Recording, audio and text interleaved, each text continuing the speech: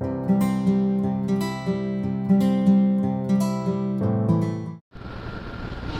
buenos días, apreciados estudiantes. Vamos a dar inicio a un tema de biología un tanto complejo y es la introducción a la genética de poblaciones. Para ello vamos a repasar un conjunto de conceptos que los entendemos mejor a nivel individual, pero que son la base para entender el cómo nuestras características como individuos pasan a nuestra descendencia y se perpetúan en nuestras poblaciones. De tal manera que para dar inicio a la clase vamos a conceptualizar lo que es la genética de poblaciones. La genética de poblaciones es aquella ciencia que se encarga del estudio de los mecanismos que explican la transmisión de los caracteres hereditarios de una generación a otra. Pero para eso tenemos que entender un conjunto de conceptos básicos. Uno de ellos es el lugar donde se depositan los genes. Y esto no es otra cosa sino la molécula designada ADN. Ácido desoxirribonucleico, una molécula de ácido nucleico que es bicatenaria y que gracias a la presencia de grupos OH y de grupos fosfatos libres tiene una polaridad. Esa polaridad es la dirección 5' a 3' en una de las hebras y la polaridad contraria de 3' a 5' en la hebra que le es complementaria, es decir, una hebra está de forma derecha y la otra está en posición invertida. Y es justo a nivel de esta molécula que se encuentra protegida en el núcleo de las células eucariotas donde se almacena toda la información genética de los seres humanos como individuos y como especie. De tal forma que hablamos luego de la herencia genética. Muchas veces heredamos, por ejemplo, una vivienda de nuestros padres o de algún familiar que mediante un documento legal, un testamento, esa propiedad pasa a ser nuestra. Haciendo esa analogía, podemos definir lo que es la herencia genética, los distintos mecanismos que se siguen para que la información que se encuentra codificada en el ADN como secuencia de bases nitrogenadas pase a los individuos de la siguiente generación, de padres a hijos. Y a estos mecanismos es a lo que se le conoce como herencia genética. De tal manera que esa herencia genética viene explicada por los distintos caracteres hereditarios. No es la palabra carácter, no estamos hablando si ante una determinada situación contestamos de una forma más altisonante o si por el contrario nos controlamos. Estos caracteres fueron descritos por vez primera por Johann Gregor Mendel, quien observando plantas de guisante logró sentar las bases de la herencia genética tal como la conocemos hoy día, observando caracteres, es decir, características binarias. O los guisantes eran altos o eran plantas enanas. Ese es el concepto. Aquellas características que podemos observar son las más sencillas y hablamos del fenotipo, lo que Mendel observó para sentar la base de las tres leyes de la herencia. Estos caracteres hereditarios residen en los alelos. ¿Qué es un alelo? Un fragmento de ADN que contiene la información para una característica en particular, color de ojo, por ejemplo. Esos alelos tienen un lugar físico dentro de la molécula de ADN, es decir, un código postal. Así como nuestra vivienda tiene un número que la identifica, los genes y las variantes alérgicas tienen un locus particular. Pero muchas veces de un determinado gen no tenemos una sola copia en el ADN, sino varias copias. De tal manera que el de locus es lo que conocemos con el nombre de locis. Ahora, así como en el banco guardamos dinero, la información genética la guardamos en el núcleo de las células eucariotas bajo la forma de ADN y esto constituye nuestro acervo genético.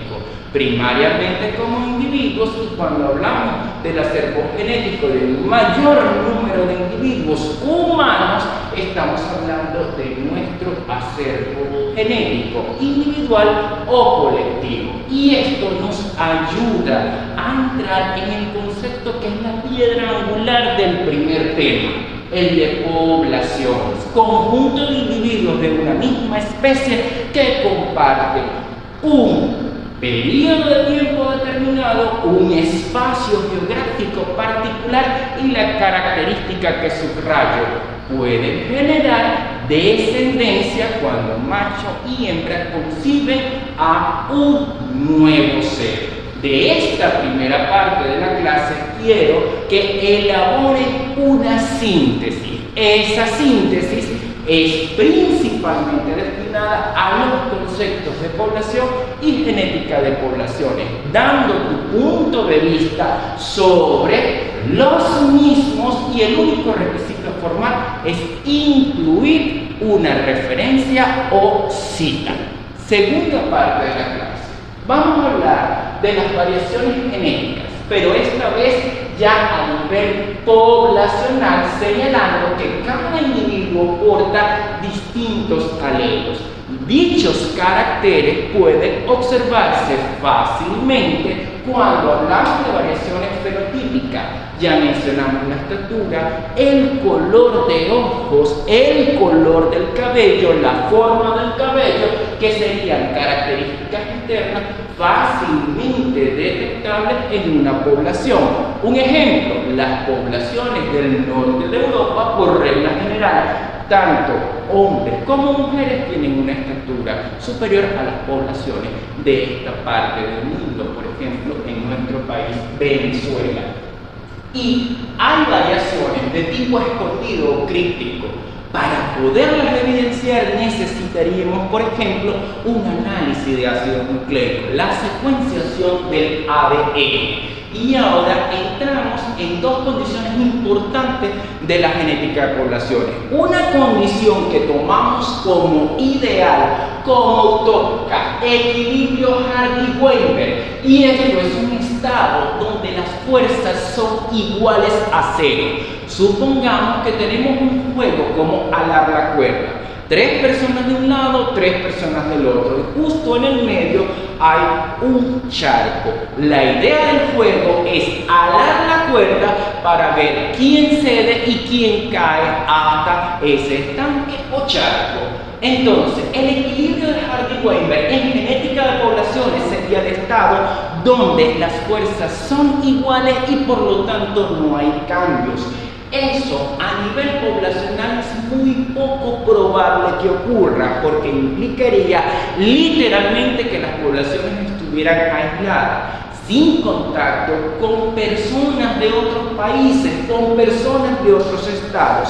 Y esto es una concepción primariamente utópica y secundariamente sirve para que desde el punto de vista matemático podamos hacer las inferencias con lo que ocurre en realidad, que es el desequilibrio de poblaciones. Ese desequilibrio de poblaciones, ya lo dijimos, la genética de poblaciones la podemos ver como una teoría de fuerzas, de tal manera que para la población sería directamente proporcional a las fuerzas que intervienen por la frecuencia alélica de la población y de los factores que influyen en el desequilibrio de poblaciones.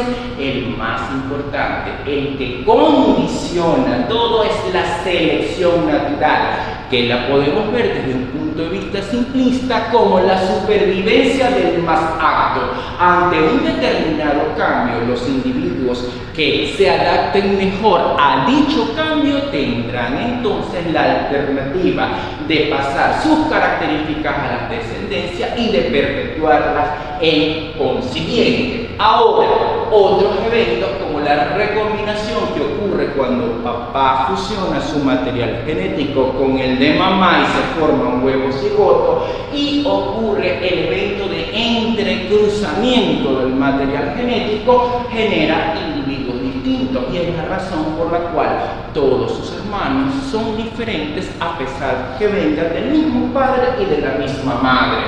Otro de los factores son las migraciones. Nuestro país se ha construido a base de inmigrantes que vienen de Italia, de España, de Turquía, de China. Ellos contribuyen con su acervo genético particular y poblacional a nuestra población, y eso genera lógicamente un desequilibrio.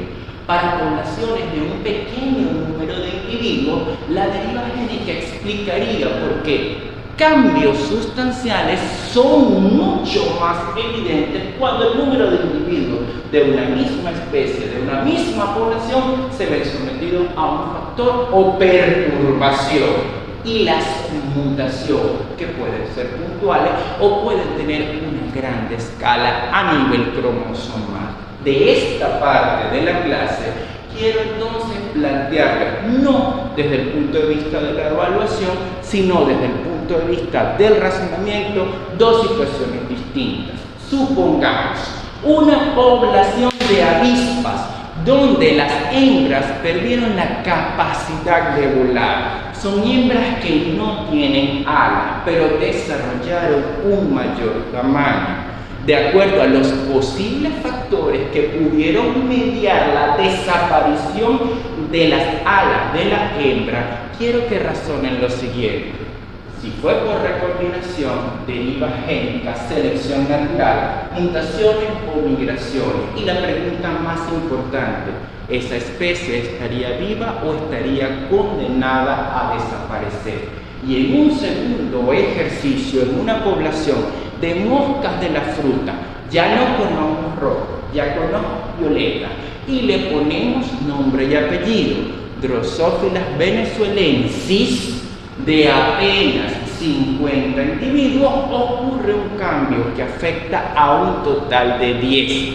¿Cuál de los factores que explica el desequilibrio poblacional es el más plausible a ocurrir y por qué? Por la atención prestada, muchísimas gracias.